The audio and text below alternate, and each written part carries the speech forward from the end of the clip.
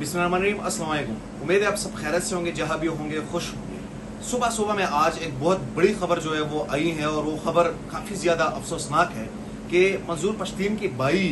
गाजी अमानुल्लाह को उठाया गया है। उनको भी जो बंदा अपने लापता अफराद की बात कर रहा था, जो दहशतगर्दी के खिलाफ बात कर रहा था और वहाँ पे पुख्तनख्वा में अमन की बात कर रहा था, उनके अपने भाई को ही लापता किया गया है और अब तक कोई उनका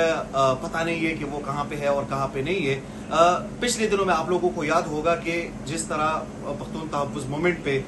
पाबंदी लगी, उनको कलअदब करार दिया, जिस तरह हम दहशतगर्द तंजीमों को कलअदब करार देते हैं उस तरह उनको कलअदब करार दिया। लेकिन ये वीडियो आप लोगों ने आखिर तक देखनी है क्योंकि ये बहुत ज़्यादा ज़रूरी है और इसमें मैं अपने हवाले से भी एक बात करना चाहूँगा। लेकिन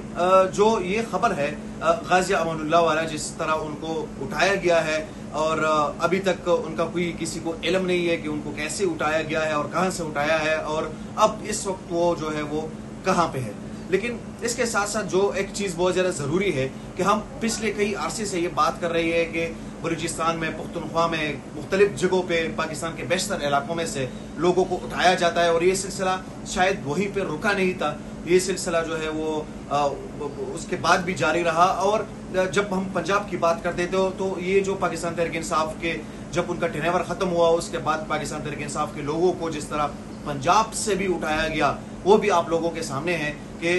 इस तरह नहीं है कि किसी एक जगह को उन्होंने निशाना बनाया है और बाकी जगहों को कुछ नहीं कहते। लेकिन पाकिस्तान तहरीक इंसाफ के इस दौर में भी हमने देखा कि उस पंजाब से भी, जिस पे हम कहते थे कि पंजाब से किसी को उठाया नहीं जाता, लेकिन जब वो लोग सामने आए, उन्होंने आवाज़ उठाई तो उनको भी उठाना शुरू कर दिया और बहुत सारे लोग अब भी कुछ जेलों में है, कुछ लापता है। लेकिन मंजूर पश्तीन के हवाले से कि उनके भाई को भी इसलिए शायद उठाया गया है कि वो मंजूर पश्तीन जो जितनी भी ऑपरेस्ट कम्युनिटी है, जितनी भी इस तरह के लोग हैं जो जिनके लोग लापता हुए हैं, जिनके घर जो है वो मसमार हुए हैं, उन लोगों के लिए वो आवाज़ उठाते थे और उनको खुद ही उनके भाई को उठाया गया है, जो एक अफसोसनाक खबर है क्योंकि किसी भी जमहूरी मुल्क में इस तरह के लोगों को उठाना जो है वो गलत है। और पिछले दिनों में आप लोगों ने ये भी देखा कि एक सहाफ़ी वहीद मुराद साहब को भी उठाया गया था सिर्फ महज इस चीज़ पे कि उन पे शक था। तो इस तरह की चीज़ें नहीं होनी चाहिए क्योंकि सहाफ़ी का काम होता है कि वो आप लोगों को तक खबर पहुंचाए, वो यहाँ पर जो मसले मसाइल है उस पर बात करे और जो ह्यूमन राइट्स की एक्टिविस्ट है, जिस तरह बलूचिस्तान में अगर हम देखें तो मारंग बलोच को कब से जो है वो अपने गिरफ्तारी में ले लिया है और अभी तक वो जो है वो कैद में है, अभी तक उनको भी रिहा नहीं किया गया है और उनसे भी बयानात लेने की कोशिश की गई, उनसे भी इस तरह की चीज़ें करने की कोशिश की गई, लेकिन अभी तक भी उनको बाजियाब नहीं कराया गया। उसके साथ साथ मलिक नसीर जो है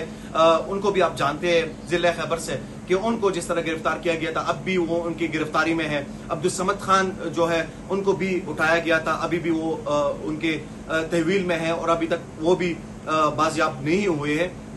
तो रिहा नहीं हुए। तो इस तरह की चीज़ें जो है वो नहीं होनी चाहिए एक जमहूरी मुआशरे में। इस तरह की चीज़ें जो है वो बाकी लोगों पे क्योंकि इस वक्त हम अगर देखें तो पाकिस्तान और भारत का बहुत बड़ा मसला चल रहा है, इसके बीच अपने ही मुल्क के शहरियों को उठाना और उनको ऐसे जो है फिर